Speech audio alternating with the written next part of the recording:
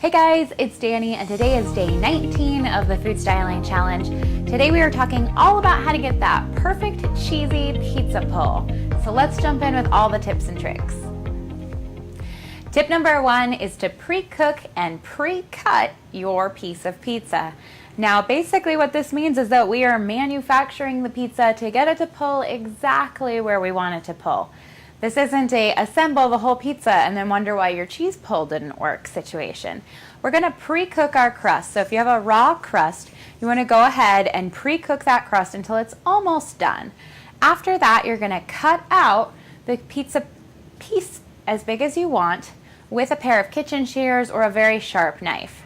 Now, after this is done, you're going to put that slice right back up next to where the pizza is, and then we're going to start assembling. Tip number 2 is assemble the right way. The first thing to know when you're assembling your pizza is that you need to do this a little bit more strategically than you thought. You want to take your pizza sauce and you want to spread it over the pizza, but you want to avoid getting right on that cut line. That's because this is going to ooze out into your cut and it's just not going to look good. So give yourself a little bit of space right on that cut line where you don't put any sauce. Definitely make sure you have some sauce on the slice itself though, just not right around those edges. Once you've got your sauce on, we're going to start assembling the cheese pull. Now to do this, we're going to use either string cheese or my favorite are these things called string whips. They're basically string cheese without the packaging. Another good option if you can't find the cheese whips is to use a farm style cut mozzarella cheese. Now these are going to give you nice long strands of cheese like that pull really nicely. Your other option is to use string cheese and just lay those out and just rip them down the string cheese. Now that you have your cheese pull line assembled, we want to finish covering this up and making your pizza. So at this point, we're going to add the rest of the cheese, the rest of the toppings all the way across there. Now, if your pizza has pepperoni on it, it can be a really nice look to have a pepperoni slice cut right down the middle. But if you try to do this after it's already cooked, it's going to become a big mess. It's going to sink in there, your cut line's going to be all wonky. So when you see those perfect pepperoni cuts and wonder how the heck did they do that, they did it before they cooked it. So trim those down and lay them on both sides there if you want that realistic looking pepperoni slice. The last thing that we have to do here is to put this into the oven. So into the oven at 425.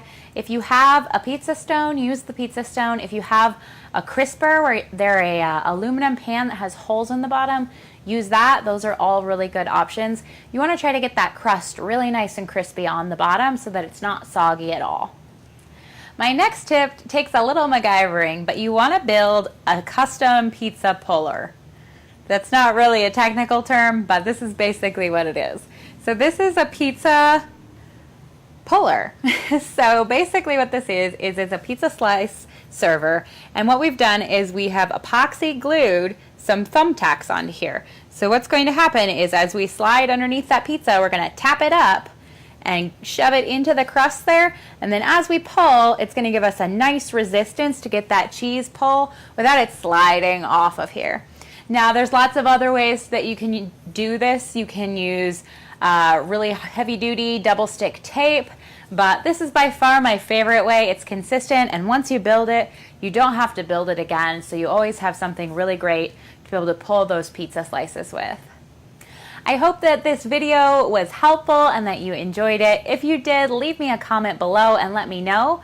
And be sure to subscribe, follow us on Facebook, and make sure, most importantly, that you click onto the link that's in the description box. That is going to give you access to instant updates when these trainings go live, and they are time sensitive, so make sure you get in here to see them when they're here. And it's also going to get you access to one of our most incredible freebies out there. I know you're going to love it, so make sure you check it out. Until next time, guys, bye!